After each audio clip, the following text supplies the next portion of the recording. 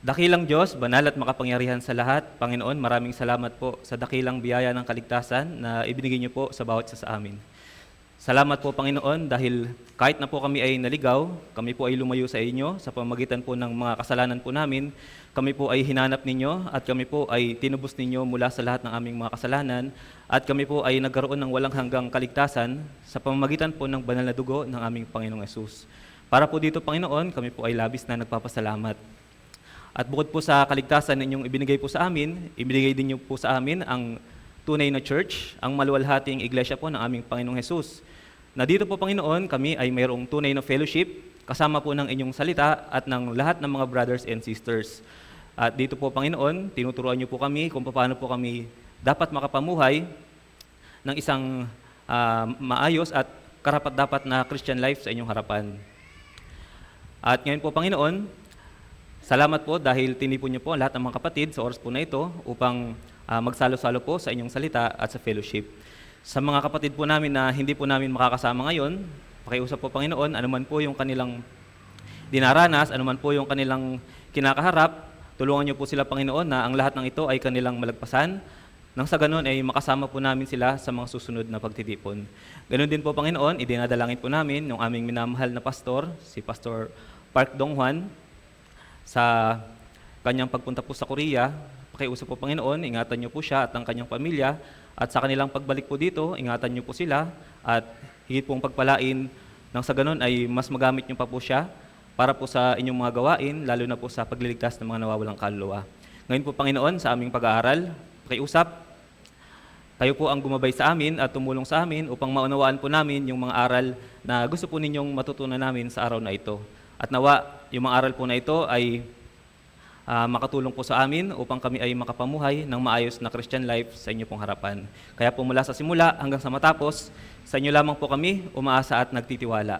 Dalangin po namin ang lahat ng ito sa pangalan po ng aming Panginoong Hesus. Amen. Buksan po natin yung ating mga Biblia sa Roma chapter 15 sa verse 1. Roma chapter 15 sa verse 1.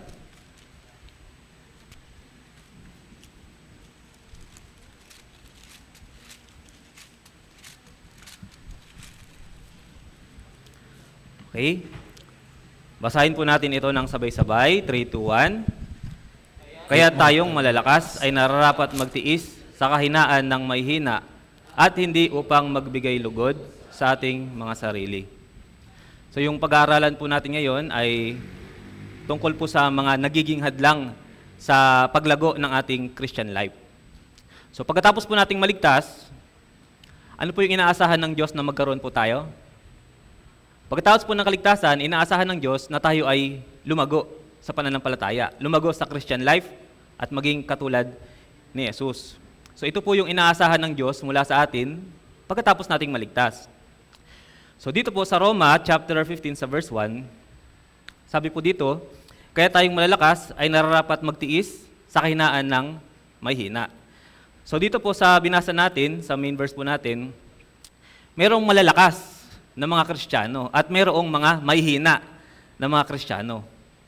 So yung mga malalakas, ito po yung mga Kristiyano na mature. Sila yung mga malalago na sa pananampalataya. Meron ng sapat na gulang, kaya ginagamit na ng Panginoon. So, sila ay mas kahawig na ni Jesus pagdating sa maturity. Meron din naman yung mga mahihina. So, merong mga Kristiyano na mahihina pa.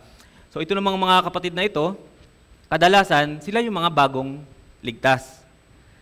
Pero minsan, sa mga kapatid po natin, sa mga brothers and sisters, kahit matatagal na silang naligtas, minsan, may mga kapatid na baby pa rin, baby Christian pa rin, mahihina pa rin bilang mga Kristiyano. So yung kalooban ng Diyos, para sa ating lahat, tayo ay lumago pagkatapos nating maligtas, maging mature sa ating Christian life. So kung tayo po ay magiging mature, tayo ay lalago sa ating Christian life, doon po tayo pwedeng magamit ng Diyos. So ito po yung kanyang kalooban. Kaya nga, kung hindi po tayo lumalago, mahalaga na alamin natin ano ba yung mga dahilan. Bakit kaya hindi tayo nagiging mature sa ating Christian life?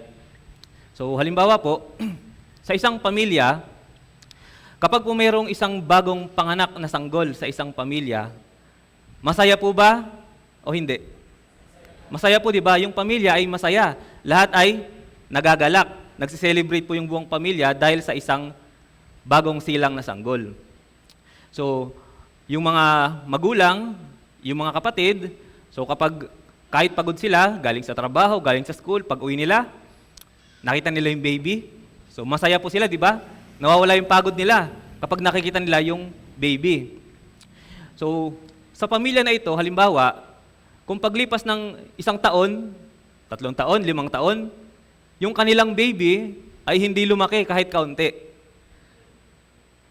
So 5 taon na yung baby, pero wala pang ngipin.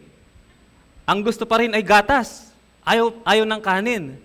Tapos 10 taon na, hindi pa rin marunong maglakad. Gumagapang pa rin siya. So kung ganito po, yung pamilya na ito, masaya pa rin kaya sila? O nag-aalala na? Yung pamilya na ito ay magsisimula ng mag-alala. Tama po? Bakit po? Bakit po mag-aalala? Kasi ito ay hindi normal. Tama po? Hindi normal na yung isang baby ay hindi lumalaki. Hindi normal na yung isang baby hindi tubuan ng ngipin, hindi matutong maglakad. Tama po? So kagaya po nito, ganito rin sa ating Christian life. Ganito rin po sa church. Kapag tayo ay naligtas, tayo ay naging mga bagong silang na sanggol, spiritually. Kaya nga, yung buong pamilya ng Diyos, masaya. Yung buong church ay masaya. Kaya kapag nakikita ng bawat kapatid na yung mga bagong naligtas ay nananatili sa church, ano po yung pakiramdam natin? Masaya. Tama po? Masaya tayo. So yung pangapagod natin at yung pagsasakripisyo natin para yung mga kapatid na ito ay maligtas, nakakalimutan natin. Tama? Dahil sa kagalakan. Ganun pa man, kapag yung mga kapatid na ito po, habang nananatili sila sa church, tumagal na sila ng 1 taon, 3 taon, 5 taon. Kaya lang hindi lumago kahit kaunti. Baby Christian pa rin after 5 years. Ano po yung mangyayari sa pamilya ng Diyos? Ano yung mangyayari po sa church? Masaya pa rin kaya? So mag-aalala na rin po, di ba? So yung una mag-aalala, yung ating magulang, yung Diyos Ama. So mag-aalala yung Diyos, ano kaya yung problema ng anak ko na ito? Bakit hindi siya lumalago? Mag-aalala yung church, ano kaya yung problema ng brother o ng sister na ito? Bakit hanggang ngayon hindi pa siya lumalago? So paano po ba natin mapapasaya yung Diyos? Paano po tayo makakapagbigay ng kaluguran sa Diyos? Kapag tayo po ay lumalago sa Christian life. Kapag tayo po ay nagkakaroon ng bunga. So, yung mahina at malakas na Christian life, meron pong pagkakaiba sa pag-uugali. Tama po ba? So, madali po natin ito makikita. Lalo na kapag madalas tayong nagkaka-fellowship. So, yung mga mahinang Kristiyano, kadalasan, sila po yung mga sensitive. Tama po? Madali silang matisod. Madali silang magtampo. Mabilis silang masaktan. So, kaunting bagay lang, itong mga mahinang Kristiyano, sila po ay nagtatampo na kaagad. Tapos, yung mga katampuhan nila, ayaw nilang makita. Ayaw nilang makausap. Kaya kapag may ganito, ano pong sinasabi nila? Ayaw ko muna mag-church. Ayaw ko munang dumalo sa fellowship. So, ganito po yung katangian ng mga mahihina na Kristiyano. Ito po yung mga baby Christian. So, sila po ay hanggang ngayon ay maramdamin pa rin. Pero yung mga malalakas na Kristiyano, yung mga mature, kagaya po ng binasa natin sa ating main verse, sila po yung may kakayahan na umunawa. Sila yung may kakayahan na pagtiisan, yung mga mahihina na mga kapatid. Ngayon ang tanong, alin po kaya tayo sa dalawang Kristiyano po na ito? Paano po natin malalaman yung estado po ng ating Christian life, kung tayo ba ay malakas o mahina? So, kapag yung lahat ng mga bagay sa ating Christian life ay maayos, wala tayong nagiging problema, mahirap malaman yung tunay na estado ng Christian life po natin. So, malalaman po natin yung tunay na kalagayan ng ating Christian life, ng ating pananampalataya, kapag mayroon po tayong pagsubok. Kapag mayroong problema. Kapag meron tayong nakaaway, kapag merong sumasalungat sa atin, makikita natin yung tunay na kalagayan po ng ating pananampalataya. So, halimbawa po dyan, yung mga alagad ni Jesus. So, yung mga alagad ni Jesus, sa mahabang panahon, sila ay sumusunod po kay Jesus. Kaya nga, kung titignan sila ng ibang mga tao, mukha silang mga matatapat at mga malalakas na alagad ni Jesus. So itong mga alagad na ito, paano nila nalaman yung tunay na kalagayan nila, yung tunay na kalagayan ng pananampalataya nila? So ito po ay nangyari nung sila po ay humarap sa pagsubok. Sa Marcos chapter 4, so dito po, isang beses, yung mga alagad ni Jesus ay sumakay sa bangka, kasama ni Jesus. Pero si Jesus po ay natutulog. So marahil sa sobrang pagod ay nakatulog si Jesus. So habang sila po ay nasa bangka, nagkaroon po ng malakas na bagyo, na unos. Tapos yung kanilang bangka ay lumulubog na, nalalagyan ng tubig. Kaya itong mga alagad na ito, takot na takot sila. Kaya ginising nila si Jesus. So sabi nila kay Jesus, "Guro, hindi ka ba nababahala na mapapahamak tayo?" So pagkagising ni Jesus, sinaway niya yung hangin. Pinayapa niya yung dagat. Nagkaroon ng katahimikan yung dagat. Pagkatapos nito, ano po yung sinabi ni Jesus sa mga alagad? Tignan po natin sa Marcos chapter 4. Marcos chapter 4 sa verse 40.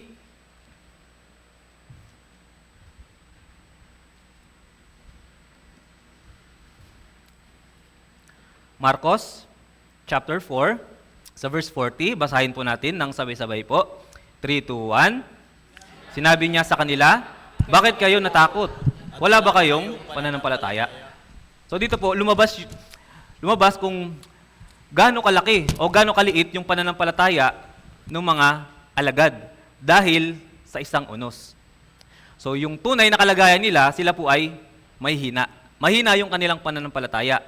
Kahit kasama pa nila si Jesus, lumabas yung tunay na kalagayan ng kanilang pananampalataya. Sino ba si Jesus? Si Jesus, siya po yung tagapaglikha. Siya yung Diyos. Gumawa siya ng maraming himala sa harapan ng mga alagad. Nagpakain siya ng maraming tao, nagpagaling ng mga may sakit, nagpalayas ng mga demonyo, bumuhay ng patay sa harapan ng mga alagad. Ganun pa man, yung mga alagad, nung naharap sa pagsubok, lumabas yung kanilang tunay na pananampalataya. Sabi ni Jesus, "Bakit kayo natakot? Wala ba kayong pananampalataya?" Ganito din po sa ating Christian life. Kapag tayo ay naharap sa mahirap na sitwasyon, lalabas kung ano ba yung tunay na kalagayan ng ating pananampalataya. Ano ba yung Christian life na mayroon po tayo kapag mayroon po tayong pagsubok. So sa Biblia, mayroon pong dalawang uri ng tao. Tingnan po natin sa 1 Corinto chapter 2. 1 Corinto chapter 2 sa verse 14. 1 Corinto chapter 2 verse 14.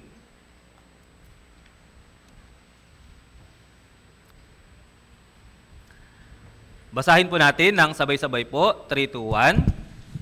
Ngunit ang taong hindi ayon sa Espiritu ay hindi tumatanggap ng mga bagay ng Espiritu ng Diyos, sapagkat ang mga iyon ay kahangalan sa Kanya, at hindi niya iyon naunawaan, sapagkat ang mga iyon ay naunawaan sa pamamagitan ng Espiritu.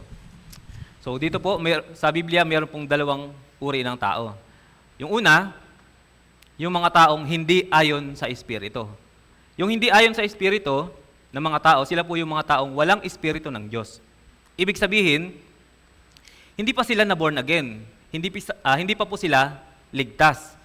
Kaya nga yung mga tao po na ito, dahil hindi pa naman talaga sila ligtas, hindi talaga magkakaroon ng pagbabago sa kanila. Dahil wala pa yung buhay na walang hanggan. Wala pa yung Holy Spirit sa kanila. Kaya nga dahil wala yung Holy Spirit, hindi nila alam yung mga spiritual na bagay. Hindi nila alam yung kalooban ng Diyos. So ito po yung mga taong hindi ayon sa Espiritu. Ngayon, minsan sa ating church, makakakita po tayo ng mga brothers and sisters na hindi lumalago sa Christian life, hindi lumalago sa pananampalataya. So kahit 2 years na sila, 3 years na sila sa Christian life, 5 years na sila sa Christian life, pero parang wala pa ring pagbabago. So yung mga ganitong mga members ng church, sa katunayan po ay nakakabahala. Tama po ba? Nakakapag-alala kapag mayroong ganitong member yung church. Kasi hindi natin alam kung sila ba talaga ay naligtas na o hindi pa. So alam po natin, dito po sa church natin, itinuturo natin yung tunay na kaligtasan. Tama po? Kilala natin yung tunay na Diyos. Kilala natin si Jesus. Alam natin yung tunay na ebanghelyo, yung tunay na daan sa kaligtasan. Ganun pa man, merong maliit na porsyento sa ating church na hindi pa talaga naliligtas. Kaya nga, kung may ganito po tayong mga member, kailangan po na matulungan natin sila. So palagi po natin sinasabi, sa tuwing tayo po ay nagsasagawa ng mga Bible seminar, pagkatapos ng Bible seminar, yung layunin po ng church ay hindi magparami ng member. Tama po? Yung layunin ng church, bawat isa na naabot natin sa pamamagitan ng gospel ay magkaroon ng katiyakan ng kaligtasan. So kung tayo mismo po ay hindi pa sigurado sa ating kaligtasan, siyasatin po natin yung ating sarili. Sabi po ng Biblia, i-check natin yung ating pananampalataya. So napakaseryosong bagay po na siyasatin natin, i-check natin yung ating pananampalataya. Dahil alam niyo po ba kung sino yung pinaka nakakaawa na tao sa buong mundo?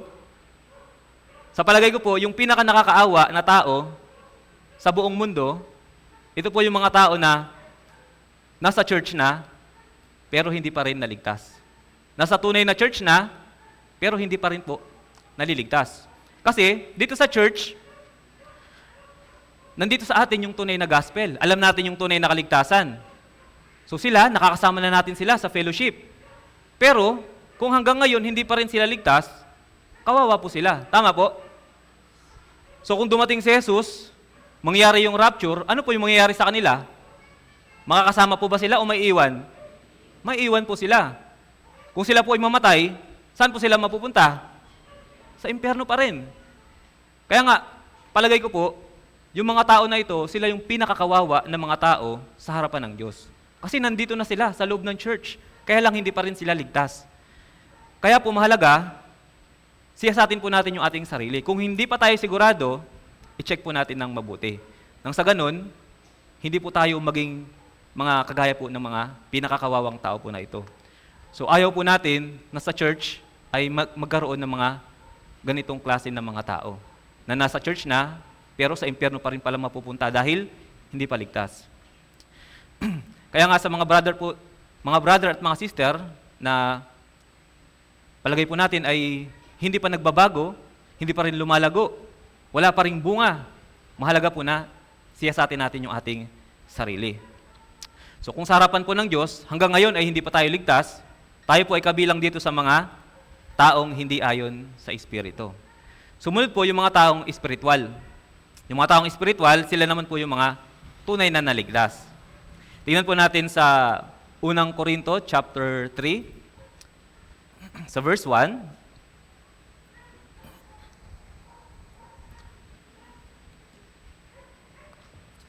Unang Korinto chapter 3 sa verse 1. Basahin po natin ito ng sabay-sabay. 3, 2, 1. Subalit, ako mga kapatid ay hindi makapagsalita sa inyo na tulad sa taong espiritual, kundi tulad sa mga makalaman, tulad sa mga sanggol kay Kristo. So yung mga taong espiritual, sila po yung mga taong naligtas. Sila po ay naborn again na. Kaya lang, sa mga taong naligtas, meron pa rin pong dalawang klase. Yung una, yung mga sanggol. Sabi po dito, tulad sa mga sanggol kay Kristo. So yung mga sanggol, sila po yung mga naligtas na pero makalaman pa rin. So kadalasan, ito po yung mga bagong ligtas na mga kapatid. So hanggang ngayon, itong mga kapatid na ito, kahit sila ay naligtas na, masaya pa rin sila na nagpapatuloy sa mga makamundong gawain. So, nag-i-enjoy pa rin sila sa mga bagay ng sanlibutan. Halimbawa, sa mga kabataan, kahit naligtas, so natural, hindi po agad-agad na magbabago. So kaya, minsan, kahit naligtas na tayo, yung mga kabataan, so nagsasaya pa rin sila sa paglalaro ng mobile game. Kahit abutin ng madaling araw, magdamag, naglalaro ng mobile game. Yung iba naman, nagsasaya pa rin sa mga movie, sa mga K-drama. So kahit buong maghapon, manood, okay lang, maubos yung oras. Yung iba, nakikiuso sa mga pauso ng sanlibutan. So makita natin sa daan. Minsan, kapag nasa labas ako, nakikita ko sa daan, may mga kabataan. Nakaharap sa cellphone, tapos sumasayaw. So kung titignan natin sila, kung hindi mo alam yung ginagawa nila, magtataka ka, parang may problema yata sa isip itong mga ito. Tama po ba? Wala namang tao, wala namang nanonood, pero sumasayaw sila. So yan yung pauso ng sanlibutan. So yung mga makalaman na mga Kristiyano, minsan, nag-i-enjoy pa rin sila sa mga ganyan. Isa pa, sa mga kabataan, lalo na po, yung pagkakaroon ng mga hindi dapat na mga relasyon, pagkakaroon ng boyfriend, ng girlfriend. So ito po ay mga bagay ng sanlibutan. So kung tayo po, bilang mga naligtas, meron pa rin ganito sa ating Christian life, saan po natin maibibilang yung sarili natin? Sa mga sanggol kay Kristo. Ibig sabihin hanggang ngayon, tayo ay makalaman pa rin. So yung ano po ba yung target natin sa ating Christian life? Pagkatapos nating maligtas, ano po yung pinakalayunin po natin? Ang layunin po natin, maging mature sa Christian life. Maging katulad po ni Jesus. So yan po yung pinaka-final goal ng isang Kristiyano, maging katulad ni Jesus. So lahat po ng mga gawain na ito, ng mga makasinilbutang gawain na ito, wala po itong kabuluhan sa harapan po ng Diyos.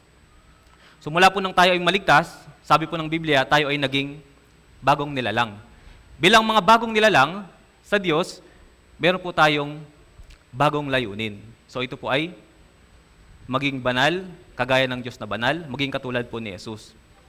So tayo po, bilang mga naligtas, ay mga mamamayan na ng langit. Kaya nga, bilang mga naligtas, hindi na po tayo dapat nagsasaya sa mga makamundong gawain. Tingnan po natin sa Filipos, sa chapter 3, sa verse 20. Filipos chapter 3, verse 20.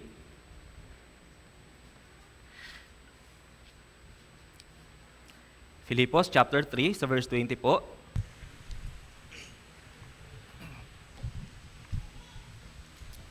Basahin po natin ito ng sabay-sabay. 3, 2, 1. Sapagkat ang ating pagkamamayan ay nasa langit. Mula roon ay hinihintay naman natin ang tagapagligtas, ang Panginoong Hesukristo. So tayo po ay hindi na taga rito sa sanlibutan. Taga roon na po tayo sa langit. Dito po ay pansamantalang tayong nananatili. Dahil meron po tayong gawain na dapat gawin para sa Panginoon. So, habang tayo po ay narito sa sanlibutan, huwag po nating ipagpalit yung makadiyos na kagalakan, makadiyos na kapayapaan dito po sa mga bagay po ng sanlibutan. So, magtuon po tayo sa bago nating layunin. Sa gantimpala po na ipagkakalob po sa atin ng Panginoon sa pagharap po natin sa Kanya. So, yung unang klase po ng tao, unang klase po ng isang taong ligtas, ito pong mga hindi ayon sa Espiritu. Yung mga sanggol po kay Kristo. So, sila po yung mga naligtas na pero makalaman pa rin. Pangalawa po, yung mga mature na mga Kristiyano. Ito naman po, yung mga spiritual. Yung mga Kristiyano po na kaya nilang ilaan yung kanilang buhay para sa Panginoon at sa pagliligtas ng mga nawawalang kaluluwa. So ito po yung mithiin natin bilang mga Kristiyano. Maging malago sa Christian life, umabot sa sapat na gulang bilang Kristiyano at magamit ng Panginoon para po sa kanyang mga gawain, lalo na po sa pagliligtas ng mga nawawalang kaluluwa. So ito po yung paraan para malugod po natin yung Panginoon. So yung utos ni Jesus po sa atin, tayo po ay lumago sa ating Christian life pagkatapos po nating maligtas. Tingnan po natin sa 2 Pedro chapter 3 sa verse 8. 2 Pedro chapter 3 sa verse 8.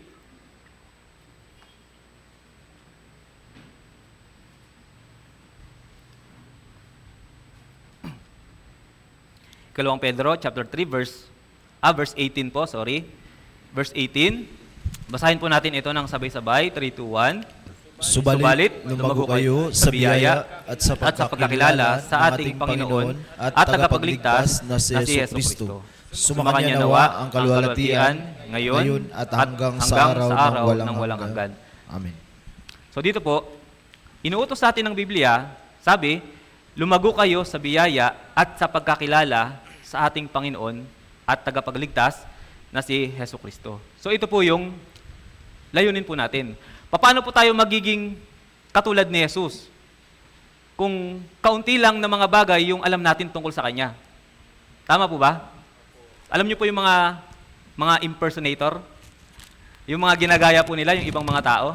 Paano po nila nagagawa na gayahin yung ibang tao? Pinag-aaralan po nila. Paano sila magsalita, paano sila kumilos. Kapag natutunan nila ito, nagagaya nila. Tama po? So kung hindi nila ito pag-aaralan, hindi nila magagawang gayahin. So kagaya po nito, paano po tayo magiging katulad ni Jesus? Kailangan makilala natin siya. Kailangan lumalim tayo, lumawak yung pagkakilala natin kay Jesus. So bakit po tayo nagsasama-sama tuwing Sunday, tuwing Wednesday, tuwing fellowship? So ito po ay para lumago tayo sa pananampalataya, para mas makilala natin si Jesus. Para po tayo ay maging katulad ni Jesus. So kung ganito po tayo, mas lalalim yung pagkakilala natin kay Jesus, yung pananampalataya po natin ay lalago. Titibay po tayo sa ating Christian life. Ngayon po, kung tayo po ay sigurado na sa ating kaligtasan, alam natin, kahit anong mangyari, sa langit ako. Kaya lang, hindi naman tayo lumalago. Kailangan alamin natin, ano yung mga nagiging dahilan? Ano yung mga nagiging hadlang, bakit hindi tayo lumalago sa ating Christian life? So una pong dahilan, bakit hindi po tayo lumalago? Marahil, dahil po sa maling mga katuruan. So siguro po marami sa atin, galing po tayo sa iba't ibang church. Tama po? So halos karamihan po sa atin, galing tayo sa iba't ibang church. Kaya nga, marahil doon sa ibang church ay maraming naituro sa atin na mga turo na hindi po ayon sa Biblia. Tama po? So kailangan, itong mga katuruan po na ito na hindi ayon sa Biblia ay itapon na natin.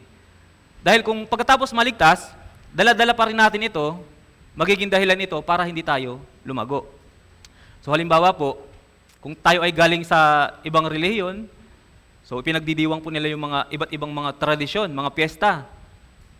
So kung tayo bilang mga anak ng Diyos, bilang mga born again, tayo ay nakikibahagi pa sa mga ganito.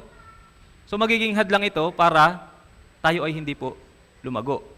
Tapos yung mga maling aral na mayroon po sa ibang mga denomination, ibang mga sekta, yung halimbawa po ay yung predestination. Alam niyo po ba yung katuruan ng predestination?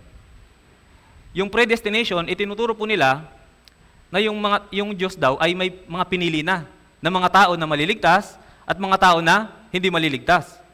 So ito po ay maling katuruan. Mali po ito. So sinasabi po ng katuruan na ito na yung tao yung Diyos pumili na ng tao na maliligtas mula pa ng simula. Kaya nga, kung yung isang tao ay hindi pinili ng Diyos, kahit anong gawin niya, hindi daw siya maliligtas. Tama po ba ito?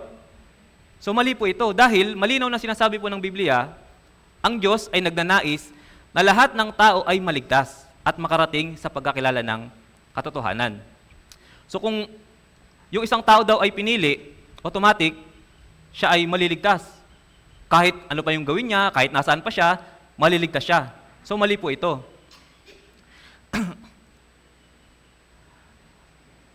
Tapos, sinasabi po nila, kung yung tao daw hindi pinili ng Diyos, kahit anong gawin niya, hindi daw siya maliligtas. So ito po ay mali. Dahil kung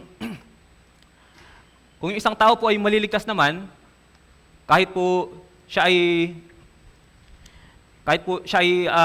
ano yung gawin niya, siya ay maliligtas naman na pala.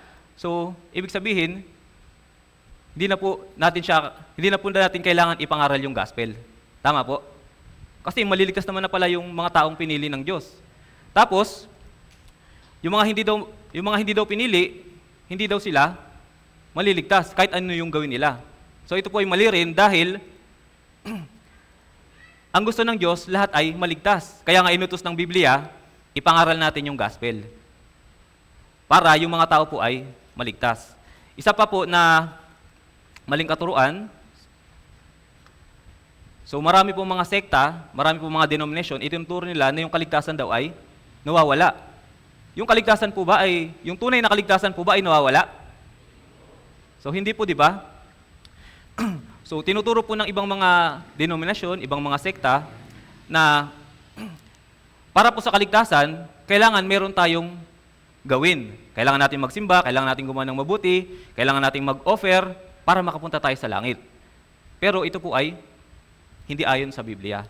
Para po sa kaligtasan natin, meron po ba tayong ambag sa ginawa ni Jesus? Wala po, di ba? 100% yung kaligtasan po ay tinapos ni Jesus. Tinubos niya yung lahat ng ating mga kasalanan. Kaya nga tayo ay makakapunta na sa langit. So una, yung kaligtasan, ito po ay walang hanggang katubusan. Pinatawad na ni Jesus yung lahat ng uri ng kasalanan natin, malaki man o maliit, sinasadya man o hindi, sa pamamagitan po ng kanyang banal na dugo. Pangalawa, yung kaligtasan ay walang hinihinging kapalit. Yung kamatayan po ni Jesus, yung pagbabayad niya sa ating mga kasalanan, ito po ay ginawa niya ng walang bayad. Ito po ay binigay niya sa atin bilang regalo. So yung kaligtasan, ito po ay isang regalo ng Diyos. So kung meron po tayong maling aral na pinanghahawakan, kahit pagkatapos po nating maligtas, so una, magiging mahirap talaga yung paglago natin bilang isang Kristiyano. Pangalawa, kung meron tayong maling pinanghahawakan, maling aral na hinahawakan natin sa ating buhay, tapos sinisikap pa nating ibahagi sa ibang mga brothers and sisters. So alam niyo po ba kung anong maaaring gawin ng Diyos? Maaaring gawin ng Diyos na tayo ay alisin. Alisin tayo sa church. So yung Diyos, siya po mismo yung nag-iingat sa church. Gusto po niyang ingatan yung dalisay na church. So yung iba naman, pagkatapos na marinig yung gospel, so sabi nila, lahat naman pala ng kasalanan ay natubos na. So ibig sabihin, kahit anong mangyari, mapupunta na ako sa langit. Kaya, hindi na ako mag-church. Hindi na ako dadalo sa fellowship. Ganito po ba yung tinuturo ng Biblia? So yung iba, pagkatapos maligtas, gagawin na niya yung gusto niya. So, iniligtas po ba tayo ng Diyos para gawin natin yung gusto natin? Hindi po, di ba? Hindi po tayo iniligtas ng Diyos para gawin natin kung ano yung gusto natin. Hindi tayo iniligtas ng Diyos para magpakasaya sa kasalanan. So, iniligtas po tayo ng Diyos para tayo ay magkaroon ng tunay na fellowship sa Kanya. Iniligtas tayo ng Diyos para tayo ay maging katulad ni Jesus. So sa Juan chapter 15, sa verse 4, sabi po ni Jesus, kayo'y manatili sa akin at ako'y sa inyo. So si Jesus, siya po yung ulo ng church. At yung church, ito po yung katawan ni Jesus. So yung pananatili kay Jesus, ito po yung pananatili sa katawan niya, pananatili po sa church. So alam niyo po ba yung theme po natin, yung tema po natin ngayong taon? Pagkatapos po ng New Year's retreat po natin, ngayong taon, ano po yung ating tema? Imitate Christ. So pagkatapos po ng kaligtasan, ito na po yung layunin po ng ating buhay. Maging katulad ni Jesus. So, bakit po ganito yung ating mithiin? Para po sa ating buhay, sa ating Christian life, sa pamamagitan natin, makita ng ibang tao si Jesus.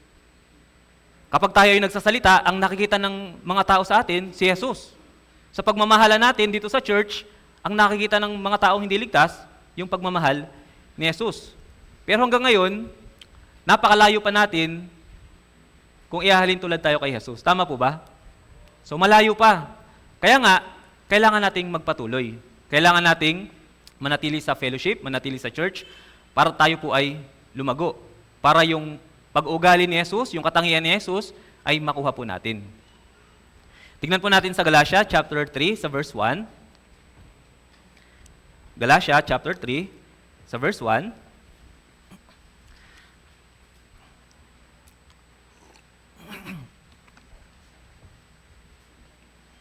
Galatia chapter 3, verse 1. Basahin po natin ito ng sabay-sabay po. 3, 2, 1. O hangal na mga taga-Galasya, sino ang gumayuma sa inyo? Sa harapan ng inyong mga mata ay hanggang ipinakita si Jesucristo na ipinako sa krus. So bakit po ito nasabi ni Apostol Pablo sa mga brothers and sisters sa Galatia? Dahil dito po sa Galatia, sa church ng Galatia, kahit po naligtas na yung mga brothers and sisters, pero sa kanilang pagtitipon, may mga nakapasok na mga bulaang guro. At yung mga tinuro ng mga bulaang guro na ito, tinanggap naman ng mga brothers and sisters doon sa Galatia. So dahil dito, yung mga brothers and sisters sa Galatia, nahirapan silang lumago. Hindi sila lumago sa kanilang Christian life. Kaya nga si Pablo, sabi niya, labish yung kaniyang paghihirap para dito sa mga brothers and sisters. Tingnan po natin sa sumunod na chapter, Galatia chapter 4 sa verse 19. Galatia chapter 4 sa verse 19. Basahin po natin ang sabay-sabay po, 3, 2, 1. Minamahal kong mga anak, na para sa inyo ay muli akong nakakaranas ng hirap ng panganak hanggang si Kristo ay mabuo sa inyo. So yung panganak po ba ay madali o mahirap? So mahirap, tama po. So yung mga brother, kahit hindi natin yan nararanasan, pag nakita natin yung mga asawa natin sa kanilang panganak, alam natin na mahirap.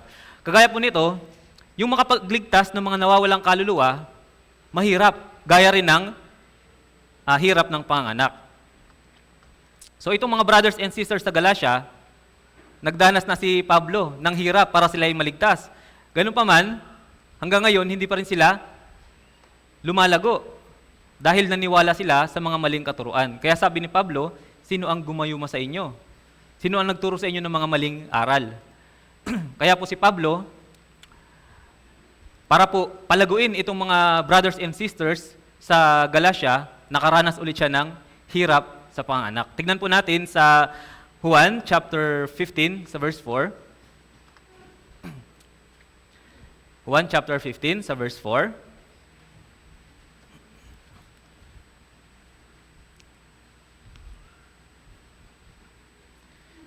Juan chapter 15 verse 4, basahin po natin ng sabay-sabay. 3, 2, 1. Kayo'y manatili sa akin at ako'y sa inyo. Gaya ng sanga na hindi magbubunga buhat sa kanyang sarili, malibang nakakabit sa puno, gayon din naman kayo, malibang kayo'y manatili sa akin. So sabi po ni Jesus, tayo ay manatili sa Kanya. So yung pananatili kay Jesus, ibig sabihin, pananatili sa church at pananatili sa salita ng Diyos. Pananatili sa dalisay na aral ni Jesus. So kung tayo po ay hihiwalay sa mga dalisay na aral ni Jesus, ano po yung mangyayari sa atin? So gaya ng mga sanga na nahiwalay sa puno, matutuyo din tayo. Hindi tayo magkakabunga at hindi tayo lalago. So walang magiging pagbabago sa Christian life kung hindi tayo mananatili sa dalisay na aral ni Jesus. So yung unang dahilan, bakit hindi po lumalago yung Christian life? Dahil po sa maling katuruan, maling aral. Pangalawa, bakit po mahirap yung paglago sa Christian life? Ano po yung pangalawang dahilan? Yung pangalawang hadlang po sa paglago sa Christian life, yung pagsuway. Disobedience. So kapag tayo po ay sumusuway sa salita ng Diyos, lalago po ba tayo? Siyempre hindi. So kung hindi tayo sumusunod sa paggabay ng Diyos, hindi tayo sumusunod sa guidance ng church, hindi tayo sumusunod sa guidance ng mga minister, hindi tayo sumusunod sa guidance ng mga leaders ng church, meron kayong paglago? So wala pong magiging paglago. So ibinigay po sa atin ng Diyos yung church, yung mga minister, yung mga leaders po ng church, para gabayan tayo, para lumago. Pero kung hindi po tayo susunod sa guidance ng church, ng mga minister at ng mga leaders, wala pong magiging paglago. So marami pong iniutos yung Diyos sa atin. May mga madadali, may mga mahirap. Pero bawat utos, mayroong kalakip na pangako. Pero ano po yung pinakamahalaga? Yung pinakamahalaga, magkaroon tayo ng puso na sumunod. Tama po ba? maging ito man ay madali o mahirap. Kung wala po tayong puso para sumunod, kahit napakasimple lang at napakadali lang ng utos ng Diyos sa atin, hindi natin kayang sundin. Tama ba? Kasi wala tayong puso para sumunod. Kaya nga po sa level ng Christian life natin ngayon, kung hindi natin kayang sumunod, paano po tayo makakausad sa susunod na level ng ating Christian life? Paano tayo lalago? Kung hanggang ngayon hindi tayo marunong sumunod, wala tayong puso na sumunod. So hindi po makakausad yung Christian life natin kung wala tayong puso na gustong sumunod. Tignan po natin sa 1 Korinto, chapter 14, sa verse 33. 1 Korinto 14:33.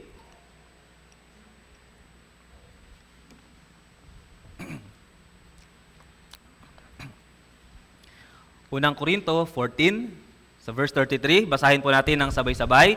3, 2, 1. Sapagkat ang Diyos ay hindi Diyos ng kaguluhan, kundi ng kapayapaan, gaya sa lahat ng mga iglesia ng mga banal. So sabi po dito, ang Diyos ay hindi Diyos ng kaguluhan. Ang Diyos natin, Diyos ng kaayusan, Diyos ng kapayapaan, gaya sa lahat ng mga iglesia ng mga banal. So ang gusto ng Diyos, yung kanyang church, mayroong kaayusan. Tama po? Ang gusto ng Diyos, yung ating Christian life, mayroong kaayusan. Kaya nga, mayroong guidance ang Diyos sa atin. So dito po sa church, bago mag-umpisa yung sermon, mayroon pong instruction para sa kaayusan ng ating church. So halimbawa po, bago magsimula yung sermon, mayroong guidance mula sa mga leaders. Tama po? Ano po yung guidance? Dito po tayo umupo sa harapan. Tama po? Ito po ay simpleng guidance ng church para po sa kaayusan ng church. So pagkatapos ng sermon, mamaya, mayroong fellowship. Tama po? O mamaya, may mga brothers and sisters, magsi-CR, iinom, nandoon sila sa baba. Ano po yung guidance ng mga leaders?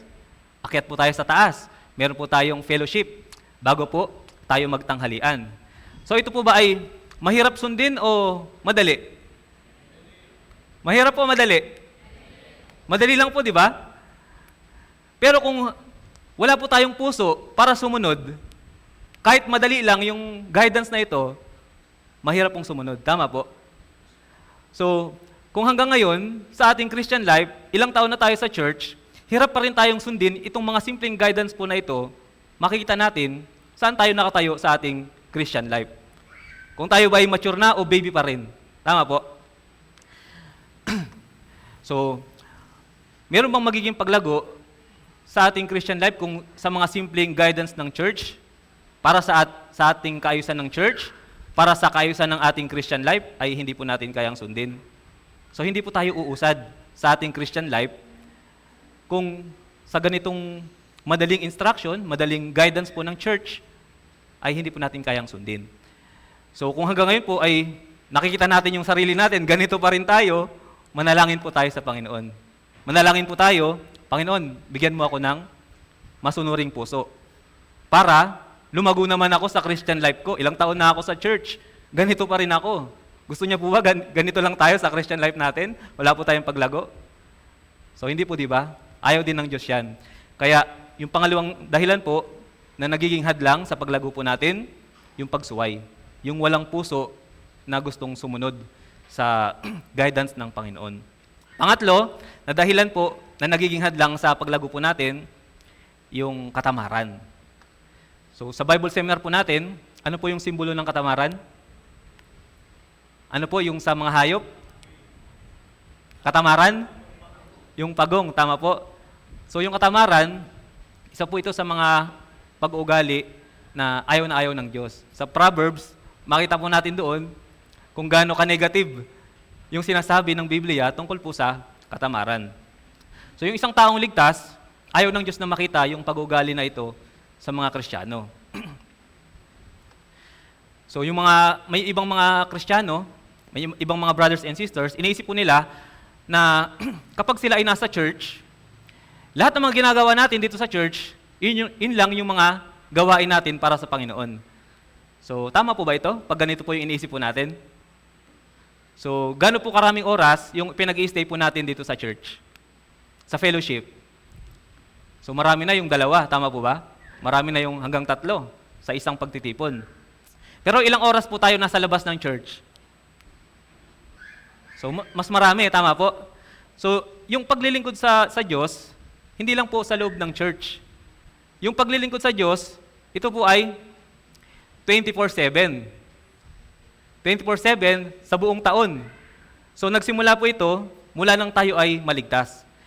Yung tunay na worship, yung tunay na paglilingkod sa Diyos, nag-umpisa mula nang tayo ay maligtas hanggang sa pagharap natin sa Diyos. Hindi lang po yung habang nandito tayo sa church. Kaya nga po, lahat ng ginagawa natin mula nang tayo ay maligtas, ito po ay gagawin natin para sa Panginoon.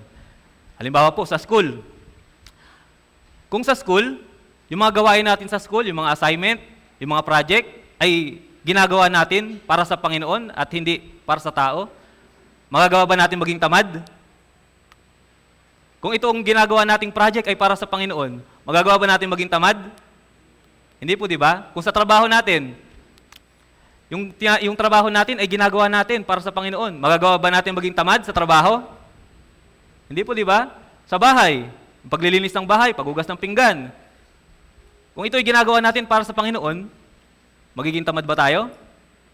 So, hindi po, di ba? Kaya po sinasabi ng Biblia, lahat ng ginagawa natin ay gawin natin na parang ginagawa natin para sa Panginoon.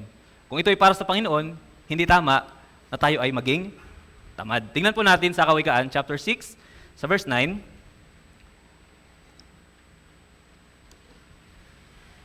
Kawikaan, chapter 6, sa verse 9.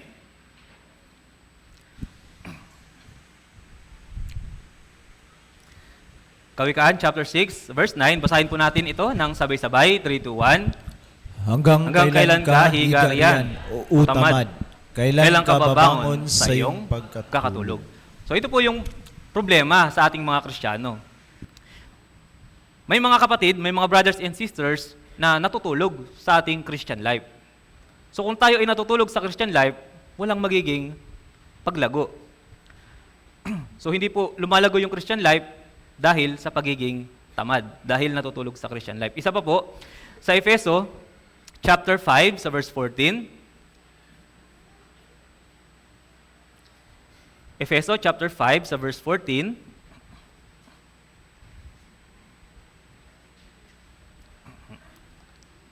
Basahin po natin ng sabay-sabay, 3, 2, 1. Sapagkat anumang bagay na nakikita ay liwanag, kaya't sinasabi, gumising ka, ikaw na natutulog, at bumangon mula sa mga patay, at si Kristo ay magliliwanag sa iyo. So ito po yung gusto ng Diyos na gawin natin kung tayo ay natutulog sa ating Christian life. Gumising at bumangon. So dahil po sa katamaran natin sa Christian life, dahil natutulog tayo sa ating Christian life, alam niyo po ba, minsan, napapalagpas natin yung pagkakataon para makapagligtas ng mga nawawalang kaluluwa. So marahil may mga tao na hindi naligtas at napunta sa impyerno dahil may mga Kristiyano na naging tamad, natulog sa Christian life. So sa ating pong Christian life, kailangan gumising tayo. Bumangon tayo. Maging masipag po tayo, unang-una, sa pananalangin. Personal fellowship po natin sa Panginoon. Pangalawa, pag-aaral po ng salita ng Diyos. At higit sa lahat, sa pag-evangelize. Kung tulog po tayo, so yung mga tao na napapahamak, yung mga hindi naliligtas, hindi natin nakikita dahil tayo po ay natutulog. So yung katamaran, ito po yung pangatlong hadlang kaya hindi tayo lumalago sa ating Christian life. Pang-apat, na dahilan bakit hindi po tayo lumalago sa ating Christian life, kapag iniisip po natin na okay na yung nagawa natin sa ating Christian life. Sapat na, kontento na tayo sa mga nagawa natin noon. So may ibang mga brothers and sisters, so marahil marami silang nagawa sa kanilang Christian life sa mga nakaraang taon. Kaya sinasabi nila, so sa ngayong taon, magpapahinga muna ako.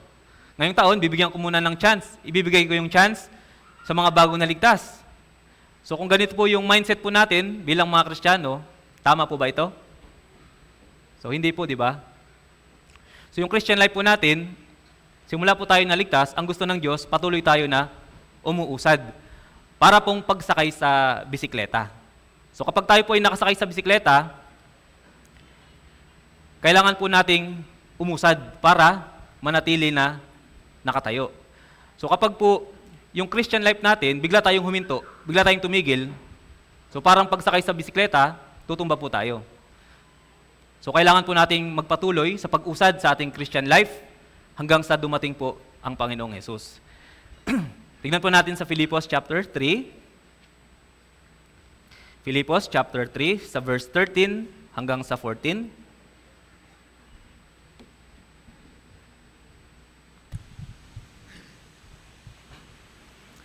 Filipos chapter 3, 13 hanggang 14. Basahin po natin ng sabay-sabay po. 3, 2, 1. Mga Mga kapatid, hindi ko pa inaaring naabot ko na. Ngunit isang bagay ang ginawa ko. Nililimot ko ang mga bagay na nasa likuran at tinutungo ang mga bagay na hinaharap. Nagpapatuloy ako tungo sa mithiin para sa gantimpala ng dakilang pagkatawag ng Diyos kay Kristo Jesus. So ito po, isinulat ni Pablo nung siya ay nasa bilangguan. Sa panahon na ito, marami na pong nagawa si Pablo para sa Panginoon, para sa church, para sa mga brothers and sisters. So dito, malapit nang magtapos yung kanyang takbuhin, malapit na siyang mamatay. Pero ano po yung sabi niya? Hindi pa rin niya inaaring naabot na niya.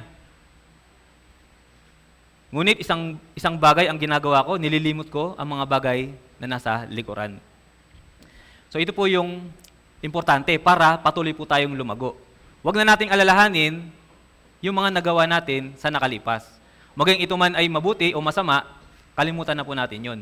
Magpatuloy po tayo sa pag-usad sa ating Christian life. Kapag nagbibisikleta, kapag tayo po ay bagong nagbibisikleta, ano po yung sinasabi po sa atin ng nagtuturo sa atin na magbike? Ano po? Diretso lang yung tingin, tama? Diretso lang. Huwag kang titingin sa likod, huwag kang titingin sa gilid, huwag kang titingin sa gulong, diretso lang. So kung ganito, ganito po, nung habang nag-aaral po ako magbike, ganito, habang nakatingin ako sa malayo, diretso lang yung tingin, patuloy akong umuusad. Ganito rin po sa Christian life. Kailangan, tignan po natin yung ngayon at yung hinaharap. Yung mahalaga po ay yung ngayon at yung hinaharap. So, sa harapan po ng Panginoon, hindi na mahalaga yung nakalipas. Yung mahalaga yung ngayon at yung hinaharap. Yung isang halimbawa po sa Biblia, si Haring Saul. Si Haring Saul, nung pasimula po niya, siya ay napakamapagpakumbaba. Sabi niya, hindi ako nararapat na maging hari. Pero yung naging wakas po ni Saul, mabuti po ba o masama? Naging masama dahil siya po ay naging mapagmataas. So, ano man po yung ating pasimula, hindi na po yun mahalaga. Yung mahalaga po ngayon ay yung ngayon at yung katapusan. So dahil hindi po natin alam kung kailan magtatapos yung ating Christian life, yung ating paglilingkod sa Diyos, mahalaga po, pinakamahalaga yung ngayon. So kung bukas, tapos na yung Christian life natin, ibig sabihin, yun na yung wakas. Tama po? Kaya kung hindi maayos yung Christian life natin ngayon, at magwawakas na yung Christian life natin bukas, hindi maganda yung magiging wakas natin. Kaya dahil hindi natin alam yung katapusan, kailangan yung bawat ngayon ay maging maayos.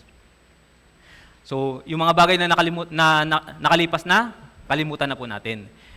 Yung dapat na dalhin natin mula sa mga bagay na nakalipas, yung mga aral.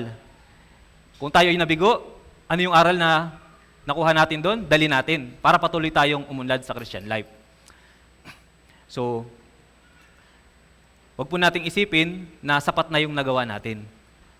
Kailangan po, pahalagahan natin yung ngayon at yung magiging katapusan po ng ating Christian life. So, iyan po yung pang-apat na dahilan bakit hindi lumalago yung Christian life natin. Nagiging kontento na tayo sa mga nagawa natin sa ating Christian life. Panglima, nahadlang po sa paglago ng ating Christian life kapag tayo po ay walang pasasalamat. So, minsan, hindi natin nakikita yung mga biyaya at yung mga pagpapala ng Diyos sa atin. Yung nakikita natin, yung puro kahirapan lang. Kaya yung Christian life natin, puno ng reklamo. Dahil dito, hindi tayo lumalago. Tignan po natin sa Gawa, chapter 17, sa 24 hanggang 25.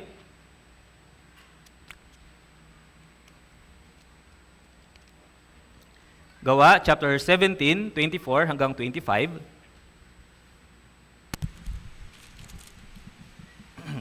Ipo. Basahin po natin ito ng sabay-sabay. 3, 2, 1. Ang Diyos na gumagawa sa sanlibutan at ng lahat ng mga bagay na naririto, siya na Panginoon ng langit at ng lupa, ay hindi tumitira sa mga templong ginawa ng tao. Ni hindi rin naman siya pinaglilingkuran ng mga kamay ng mga tao, na para bang mayroon siyang kailangan. Yamang siya ang nagbibigay sa lahat ng tao ng buhay at ng hininga at ng lahat ng mga bagay na ito. So sabi po dito, ang Diyos yung nagbigay sa atin ng lahat ng mga bagay na mayroon tayo. Simula sa hininga ng buhay, kaligtasan, trabaho, income, lahat ng mayroon tayo ay galing po sa Diyos. Kaya naman, kung i-acknowledge natin yung lahat ng mga bagay na mayroon po tayo ay ibinigay ng Diyos sa atin, magagawa po nating magpasalamat. Kung tayo po ay mayroong puso na mapagpasalamat, yung Christian life po natin hindi magiging stagnant. Magpapatuloy po tayo sa paglago. Tingnan po natin sa unang Thessalonica, chapter 5, sa verse 18. So kung tayo po ay mayroong puso na nagpapasalamat sa Panginoon, magkakaroon po tayo na puso na gustong suklian kung ano yung ginawa ng Diyos para sa atin. Unang Thessalonica, chapter 5, sa verse 18. Basahin po natin ng sabay-sabay po, 3, 2, 1. Sa lahat ng mga bagay ay magpapasalamat kayo, sapagkat ito ang kalooban ng Diyos kay Kristo Jesus para sa inyo. So sabi po ng Biblia, sa lahat ng bagay, maging mapagpasalamat po tayo. Ano po ba yung pinakamahalagang bagay na ibinigay po sa atin ng Diyos? Ano po? Kaligtasan, tama po. So para yung kaligtasan ay mapasa atin, ano po yung ginawa ni Jesus? Ibinigay niya yung kanyang buhay. Nagdanak siya ng dugo, namatay siya para tubusin yung lahat ng ating mga kasalanan. Ngayon, kapag palagi nating inaalala yung ginawa ni Jesus para sa atin, doon tayo magkakaroon ng puso na nagpapasalamat. Kung meron tayong pusong nagpapasalamat, magkakaroon tayo ng puso na gustong suklian yung lahat ng biyaya ng Diyos.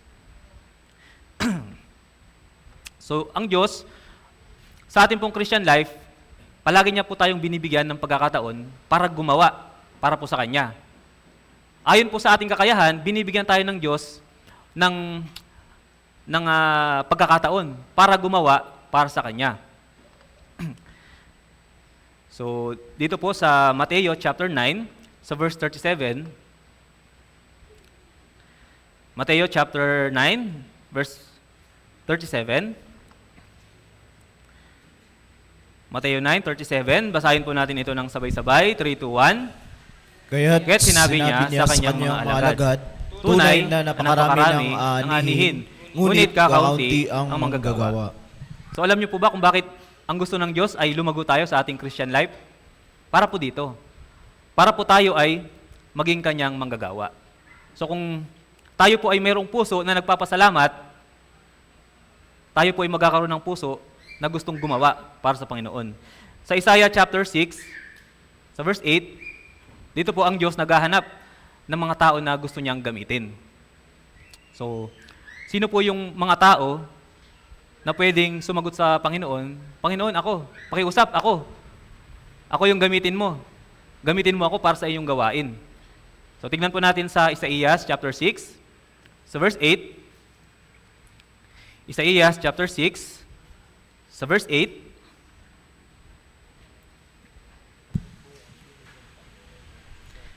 basahin po natin ng sabay-sabay po, Isaiah chapter 6, verse 8, 3, 2, 1. At narinig ko ang tinig ng Panginoon na nagsasabi, sinong susuguin ko at sinong hahayo para sa atin?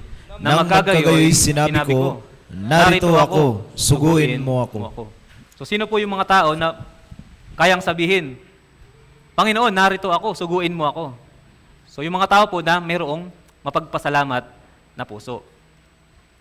So kung tayo po ay walang mapagpasalamat na puso, magiging hadlang po yan para hindi po tayo lumago sa ating Christian life.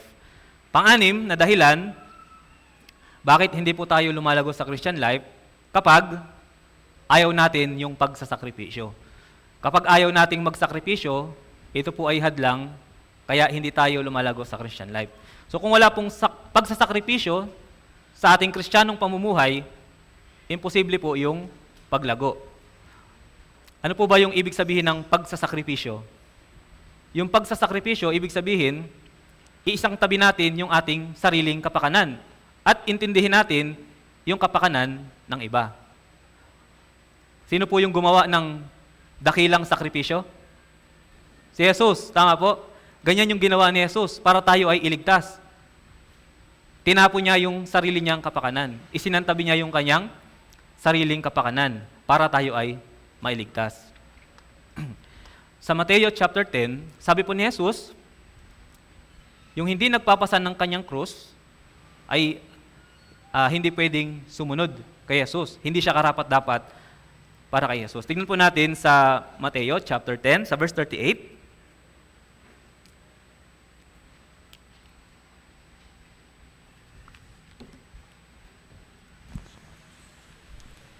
Mateo chapter 10, verse 38, basahin po natin ng sabay-sabay po. 3, 2, 1. At ang hindi nagpapasan ng kanyang krus at sumunod sa akin ay hindi karapat-dapat sa akin. So sabi po ni Jesus, bilang mga naligtas, dapat din tayong magpasan ng ating sariling krus. So ito po yung pagsasakripisyo. Yung krus, ito po ay magaan po o mabigat? Mabigat, tama po. Si Jesus, pinasan niya yung pinakamabigat na krus. Ano po yun? Pinasan niya yung kaparusahan para po sa sanlibutan. Para po tayo ay maligtas. So, para po makarating sa atin yung kaligtasan, alam niyo po ba kung ano po yung ginawa ng mga brothers and sisters, ng mga sinaunang brothers and sisters? Nakarating po yung kaligtasan sa atin, yung tunay na gospel, dahil po sa pagsasakripisyo. Tama po? So yung nag-imbita sa atin para sa Bible seminar, isinantabi niya yung kanyang sariling interes, yung kanyang sariling kapakanan para makapagtuon ng oras at maimbitahan ka. Tapos, habang sa Bible seminar, may mga naghahatid, may mga nagsusundo. So kahit makauwi sila ng gabi na, isinasakripisyo nila yung sarili nila para sa kapakanan ng mga dumadalo sa Bible seminar. Tama po ba? So yung mga mothers group, umaga pa lang, nandito na, nagluluto. Tapos, nagliligpit, sila yung huling umuwi. So para po tayo ay maligtas, ito po ay puno ng pagsasakripisyo. Kaya nga po, kung walang pagsasakripisyo, walang paglago, at higit sa lahat, wala pong maliligtas. Tama po? So, yung tunay na ebanghelyo nakarating po sa atin dahil una sa pagsasakripisyo ni Jesus. Pangalawa, sa pagsasakripisyo ng mga naunang mga naligtas na brothers and sisters. So nung panahon nila, para maipangaral yung ebanghelyo, ano po yung nagiging kapalit? Hindi lang pawis, hindi lang pagod. Tama po? Dugo, buhay, yung nagiging kapalit para maibahagi po nila yung gospel. Kaya nga yung gospel nakarating sa atin hanggang ngayon. Pero ngayon, para maibahagi po natin yung gospel, kailangan po ba nating magdanak ng dugo? Magbuwis ng buhay? Hindi po, di ba? So yung sakripisyo na gagawin po natin sa panahon po natin ngayon ay napakaliit lang kumpara sa mga sakripisyo ng mga naunang brothers and sisters para itong kaligtasan ay makarating sa atin. Tama po? So hindi natin pwedeng ikumpara yung sakripisyo natin sa sakripisyo nila. Kaya nga, sa maliliit na sakripisyo natin na ito, hindi pa ba natin gagawin? Para sa kaligtasan po ng iba? Kailangan po natin gawin. Pag ginawa po natin ito, mayroon pong magiging paglago sa ating Christian life. So kung wala pong sakripisyo, wala rin pong paglago. Yung panghuli po na dahilan, bakit hindi po tayo lumalago, so yung panghuli po na hadlang, kapag po tayo ay nagiging mapagmataas. So yung pagiging mapagmataas, sa katunayan, ito po yung unang kasalanan na nagawa sa harapan ng Diyos. Tama po ba? Sino po yung unang nagkasala sa lahat ng mga ginawa ng Diyos? Sino po? Si Eva at si Adan? Hindi po. Yung unang nakagawa ng kasalanan sa lahat ng mga ginawa ng Diyos ay si Satanas. Ano po yung kasalanan niya? Pagmamataas. So yung pagmamataas, ibig sabihin, hindi ko kailangan ang Diyos. Yung sarili ko, yung Diyos ko. Yung sarili ko, yung masusunod. So yan po yung naging kasalanan ni Satanas. Kaya po siya ay tinapon po ng Diyos mula po doon sa langit. Kung sa buhay po natin, yung sariling kalooban natin, yung gusto nating sundin, at hindi yung kalooban ng Diyos, ito po ay pagmamataas. Tingnan po natin sa Kawikaan, chapter 16, sa verse 18. Kawikaan, chapter 16, sa verse 18.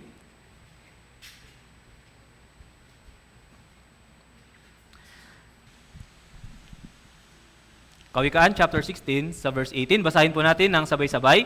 3, 2, 1. Ang pagmamataas ay nauuna sa kapahamakan, at ang palalong diwa ay nauna sa pagkabuwal. So kung tayo po ay nagiging mapagmataas, ano po yung naghihintay sa atin? Kapahamakan. Kung tayo po ay mapagmalaki, mapagmataas, ano po yung mangyayari sa atin? Tayo lang yung magaling. Ayaw na natin pakinggan yung iba. Ayaw na natin pakinggan yung guidance ng church, yung guidance ng minister, yung guidance ng mga church leaders. Hindi na natin yan papakinggan. Siyempre, mas magaling tayo sa kanila eh. Tama po ba? So kung ganyan, ang naghihintay po ay kapahamakan. Mabubuwal tayo sa ating Christian life. Mabibigo yung Christian life natin dahil sa pagmamataas. Tignan din po natin sa 1 Corinthians chapter 10, sa verse 12. 1 Corinthians chapter 10, sa verse 12.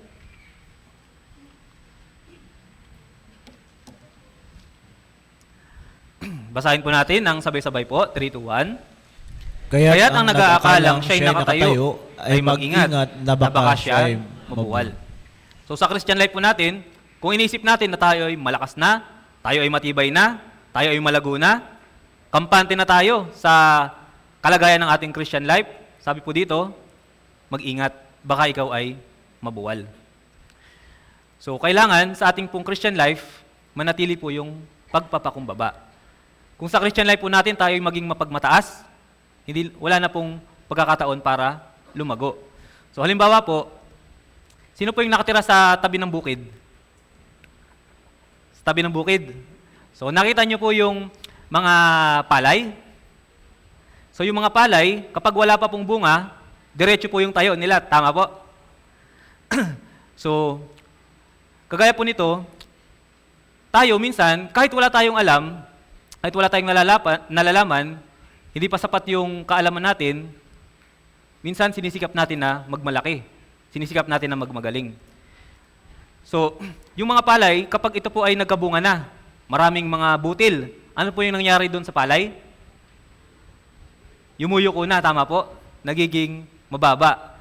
So kapag tayo po natuto ng marami ng kalooban ng Diyos tungkol kay Jesus, magiging mapagpakumbaba po tayo. So kailangan lumalim pa yung pagkakilala natin kay Jesus. Kung ganito, kung malalaman natin kung gaano naging mapagpakumbaba si Jesus, gaano pa kaya tayo? Kailangan din na tayo ay maging mapagpakumbaba.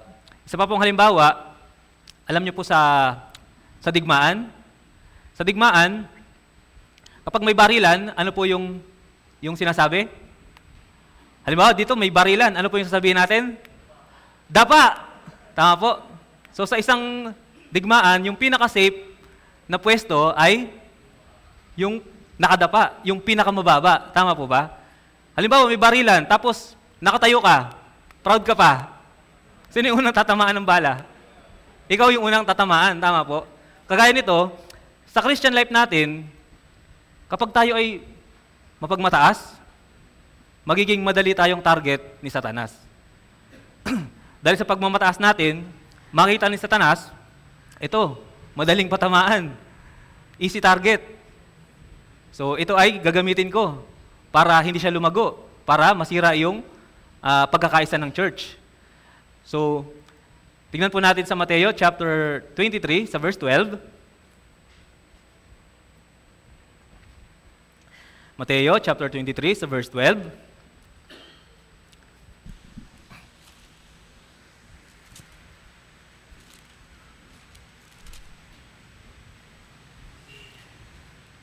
Basahin po natin ng sabay-sabay, 3, 2, 1. Sino mang nagmamataas ay ibababa, at sino mang nagpapakababa ay itataas. So kung tayo ay sinisikap natin na maging mapagmataas, ano po gagawin sa atin ng Diyos? Ang Diyos mismo yung magbababa sa atin. Kung tayo naman ay sinisikap nating maging mapagpakumbaba, ang Diyos mismo yung magtataas po sa atin. Kaya nga po yung dahilan, bakit minsan hindi tayo lumalago sa Christian life, yung panghuli po na dahilan, dahil nagiging mapagmataas po tayo. So yung isa pong sikreto para po sa maayos na Christian life ay kapakumbabaan. So kung mayroon pong humbleness sa mga brothers and sisters, walang magiging problema. Mapapanatili yung pagkakaisa. Pero kung lahat tayo magaling, lahat tayo mataas, ano po mangyayari? Magulo. Tama po? Kung ayaw natin magpatalo, tayo magaling, tama yung sinasabi natin, so masisira po yung pagkakaisa natin. So yung pinakamahalaga po sa Christian life po natin ay pagpapakumbaba. So isama rin po natin yung ating pinag-aralan. So pagkatapos po nating maligtas, pagkatapos po ng kaligtasan po natin, ano po yung inaasahan ng Diyos? Tayo po ay lumago. Sa paglago po natin, ang gusto ng Diyos, tayo ay maging katulad ni Jesus. Dumating tayo sa sapat na gulang para po tayo ay magamit ng Panginoon. Kaya nga, para dyan, kailangan po nating lumago. So ngayong araw po pinag-aaralan natin, ano yung mga dahilan bakit hindi po tayo lumalago. So una, yung mga maling katuruan. So kung meron tayo po nito, alisin po natin ito sa ating Christian life para tayo po ay lumago. Pangalawa, yung pagsuway, yung disobedience. Kung tayo po ay walang puso na sumunod, so manalangin po tayo sa Panginoon, bigyan tayo ng pusong masunurin para tayo po ay lumago. Pangatlo, yung katamaran. Yung katamaran, ayaw po ito ng Diyos. Dahilan din ito, bakit hindi po tayo lumalago. Tapos, sumunod po, yung pag-iisip na sapat na yung nagawa natin. Kontento na sa Christian life. Sumunod, walang pasasalamat.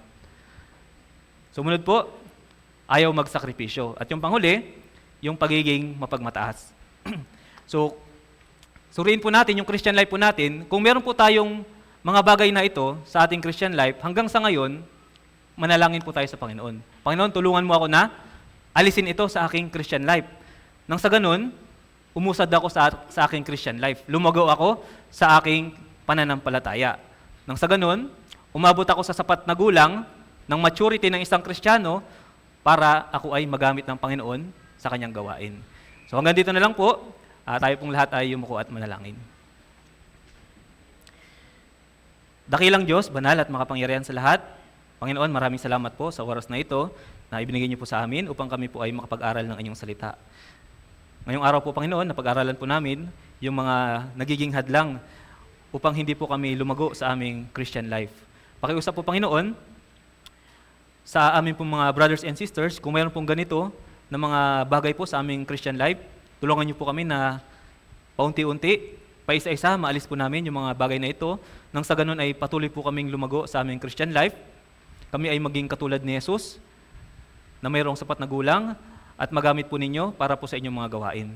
Salamat po sa mga brothers and sisters na narito po ngayon upang mag-aral po ng inyong salita, pakiusap, gamitin niyo po ang mga aral po na ito upang yung aming Christian life ay mapaunlad at magamit po ninyo para po sa inyong kaluwalhatian. Maraming salamat po, Panginoon. Lahat po ng ito ay dinadalangin po namin sa pangalan ng aming Panginoong Jesus. Amen. Maraming salamat po.